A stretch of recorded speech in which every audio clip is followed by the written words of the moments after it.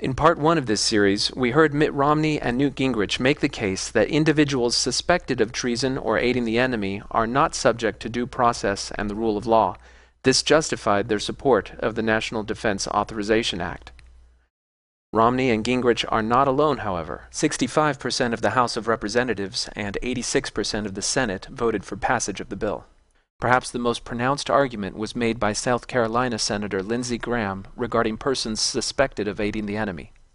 And when they say, "I want my lawyer," you tell them, "Shut up. Your time is Don't get a expired. lawyer." Shut up. You don't get a lawyer. The Miranda rights equivalent for the war on terror. How could anyone espousing this horrific bastardization of justice hold elected office? How can someone who lives in the land of the free not understand that there is no justice without due process? Let's construct a plausible example from recent events that illustrates the danger of this short-sighted and ignorant view of justice. Anonymous is a decentralized network of hacker activists who have employed illegal and disruptive means in order to call attention to government and corporate actions that they perceive as unjust.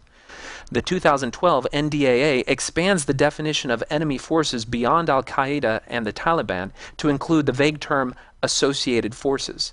This allows the government great flexibility in defining exactly what organization your support of would justify indefinite detention without trial. Furthermore, the NDAA does not limit the type of involvement which would classify you as an enemy combatant to the stereotypical engaging in actual combat operations, but uses the vague term of substantial support. These two open-ended terms could transfer something as innocent as a donation of money to a charitable organization, normally considered an expression of free speech, into providing substantial support to an associated force if the government can find any way to link the activities of that organization to some other terrorist effort. In a recent hacking, Anonymous infiltrated the computer systems of a security firm and retrieved the financial information of many of its members. As part of its protest, the group used the information to give donations to various charities. In this case, the group publicized its actions, and the victims involved had visibility which allowed them to contest the charges to the charities. Now, let's remix these events and provide a scenario that illustrates the need for due process. What if the hacker group Anonymous infiltrated the computer records of Senator Lindsey Graham and used his information to donate money to one of the many charities identified with ties to terrorism? Let's suppose that the same standard is applied to him that he advocates for anyone else suspected of providing support to affiliated forces. He would be given no trial or hearing in which he could contest the facts or make the case for his innocence because of that well-thought-out legal argument, "Shut up. Your time is Don't get a expired. lawyer." In reality, if this were to happen to Lindsey Graham, the law would not go after him since he would be presupposed innocent as a representative of his state. But what if Anonymous secretly did the same thing to regular people with no claim to any special privilege? Would there be a presupposition of innocence? If it happened to one of Senator Graham's own constituents, would he fight for their right, for due process? Or would he advocate the following in place of Miranda?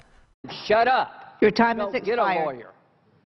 If your representative voted in support of the NDAA, hold them accountable at the next election cycle if you can't recall them immediately. How did we get to this point? How did we as a nation go from giving our life's blood in the name of freedom to applauding power-hungry hegemons who openly hold our liberty ransom in the name of fear? Our government is only endowed with the power and authority delegated to it by its citizens.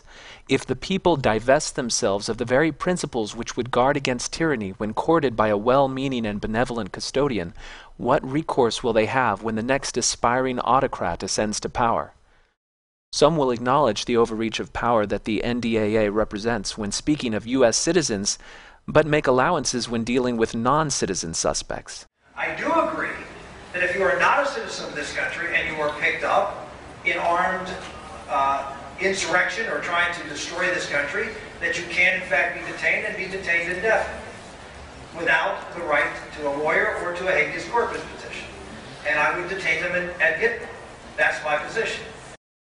The idea that the government gives basic civil liberties to citizens, but is not restrained in denying them to non-citizens, ignores the fact that the Constitution does not bestow rights on citizens, but rather restrains the government from infringing on the rights of persons without regard to nationality.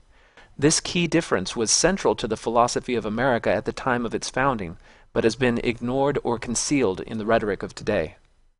Those citizens that believe that this distinction removes from them the need to be concerned about civil liberties in the War on Terror should ask themselves why there is a bill under consideration, the Enemy Expatriation Act, which would remove the citizenship status of anyone accused of the same vague support of enemy hostilities that the NDAA refers to.